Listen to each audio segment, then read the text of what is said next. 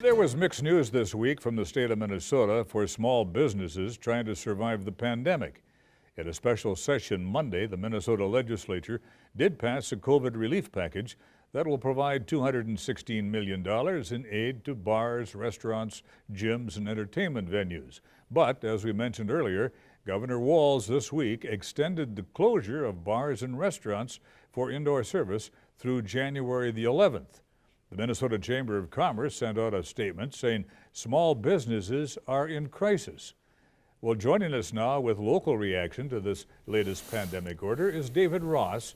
David, of course, the Executive Director of the Duluth Area Chamber of Commerce. David, thank you very much for being with us. Well, first, Denny, it's a delight to be here with you. I grew up watching you on the evening news. The family would gather every evening. Well, you're very kind. And you mentioned it was 1966, and really it was a treat to watch you then, and it's a privilege to be a part of this interview. I appreciate that very kindly.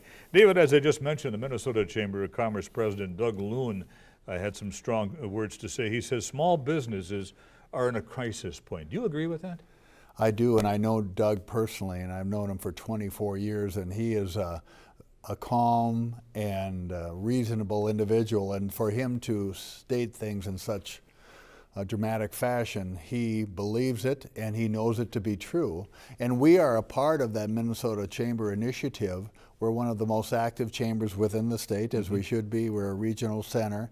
And so we've been working hand in hand with the Minnesota Chamber. It's called a federation, the Minnesota Chamber Federation. It's the most active politically and active from a policy standpoint. We're one of his key chambers, and so yes, we have been walking with him along this path, and we do agree, and we communicate that concern to him and what's going on here in Duluth. Your reaction, David, to Governor Walz's latest move to set new guidelines for local businesses, smaller businesses, especially bars and restaurants?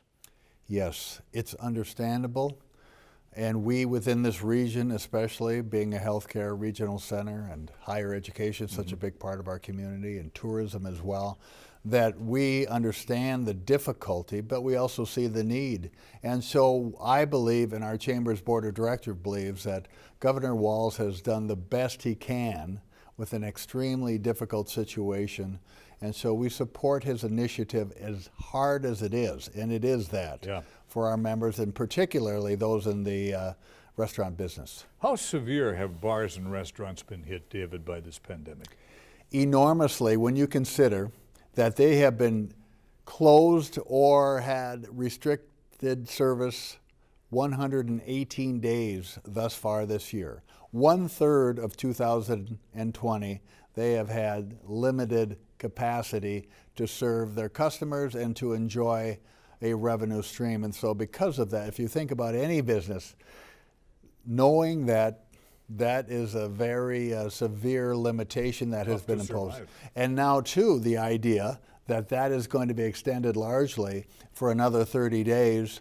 And while they can provide service outside and on a very limited basis internally, it's certainly not something that will allow them to be successful in 2020. And this is a time, Denny, where they enjoy a robust business. The lead up to Christmas, the lead up through New Year's, and very difficult when you take into account how limited they had their capacity be this summer, while it was to be their real harvest time as service providers. This past Monday, Minnesota lawmakers, as you well know, did approve a $216 million package in grants to help businesses. Is that enough money, David? Never enough, and yet very much appreciated. And the beauty of this is it's being made available to our businesses throughout the state if you meet certain criteria based on the Department of Revenue's review of your taxes and your activities and your unemployment activities, so that you do not have to apply for these grants. This is much different than what we have seen up until now, where there has been money made available through federal government and through the state and through the counties and to a limited degree through the city. All of that has been a competitive process, an application process. This is done without any activity by the business, but rather the state looking into your operations or your finances and determining whether or not you are eligible. And if you are, the beauty of this is it will be immediate. You will know by December 31st whether or not you are a recipient of this grant, and you'll receive it early January. And again, these are grants, not loans. True, do not have to be paid back, and it's based upon how much revenue you lost during this past year, and in particular this past 6 months, and it is dependent upon the size of your organization. For example, just so people have a reference point, if you have a business of 1 to 20 employees, it's a $15,000 grant. And it goes up incrementally to where if you have 101 to 150 employees, it's $35,000. So just so people know, these are not large grants, but hopefully sufficient to provide. Tide them over. Yes, exactly. Transitional support. Dave, what's the health of the Duluth business community?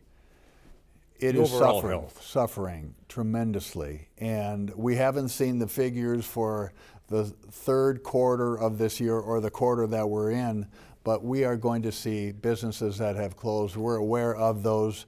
We're seeing many of our members struggling mightily and not being in a position to, they're very fearful that they won't be able to reopen when the limitations are finally lifted.